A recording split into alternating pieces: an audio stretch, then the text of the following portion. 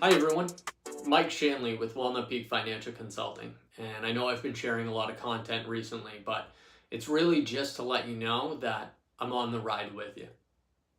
I want to share a great piece from our partners over at Calamos Investing.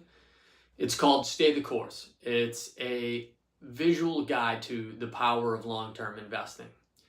It couldn't be more timely right now.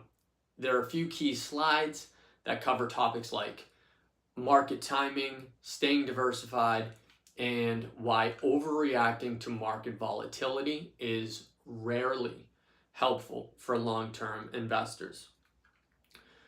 Starting with a focus on market timing, now most investors tend to react emotionally to sudden market changes.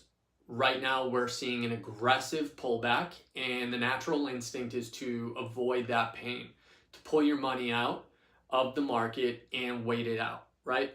But in doing that, you're likely to lock in losses, and more importantly, you could miss out on some of the market's biggest rebounds.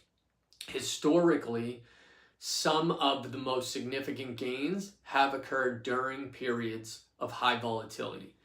And if you miss just a few of those key days, your overall returns could take a hit, and I can show you a quick example to demonstrate that. So if you were to invest $10,000 over the last 20 years, it would have grown to about $86,000, annualized return of almost 11.5%.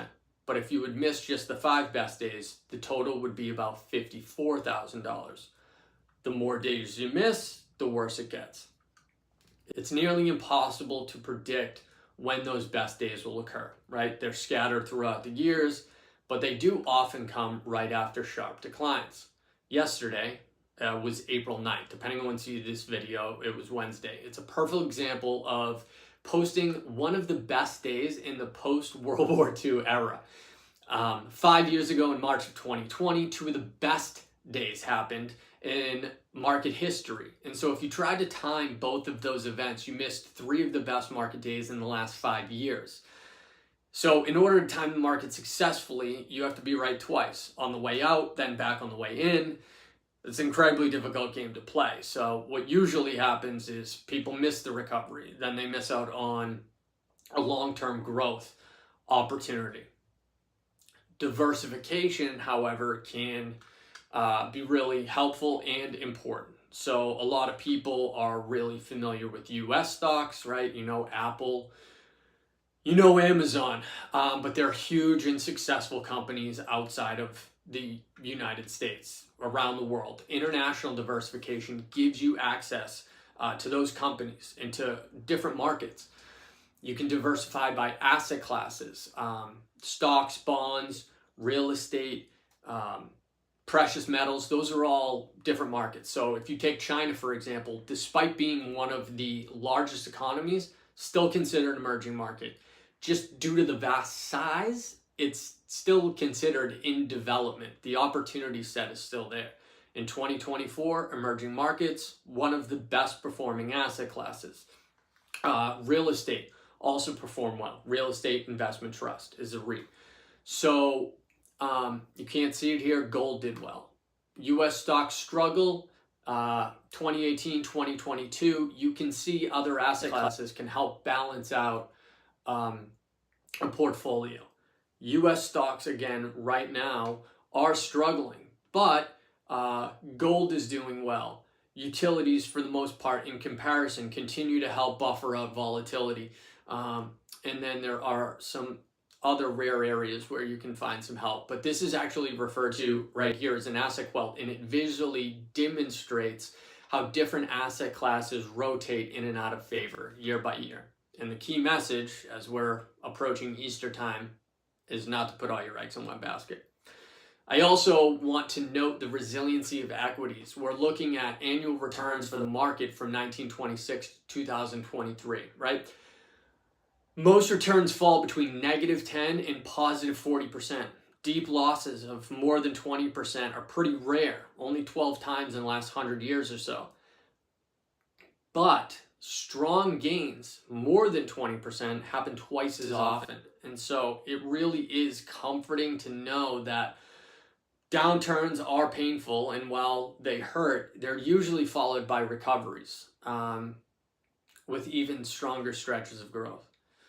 Again, perhaps even redundant, but shown differently here, we see fluctuations between 1987 and 2004, and it really highlights periods where the market dipped below 10, maybe 20, and even 50%, but every time those drops are followed by major rebounds, and sometimes you've got 40 or 50% and even more. Yes, what we're experiencing may be considered a bear market, and it could turn worse into a recession, but historically these downturns are followed by long-term growth opportunities, as evidenced by what happens after market drops of 20% or more. It shows 1 year, 2 year, 5 year, 10-year returns after these types of drops. But the numbers are incredibly encouraging, right? This is why we build these diversified portfolios, because they weather volatility, but then they give us an opportunity to take advantage of rebounds. And then just a last quick note, right, about election years. We just left an election year.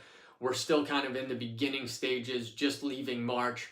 And during election seasons, like we saw last year and now, the pattern holds true. Heightened volatility and uncertainty, and we continue to see that. So I hope that you have found this insightful, and as long as your long-term plan is in place and you're reviewing that, you should feel confident. But if you haven't reviewed, or we haven't reviewed your account, if you have other 401ks or IRAs that are held elsewhere and you haven't taken a look at that, let's take a diversification review.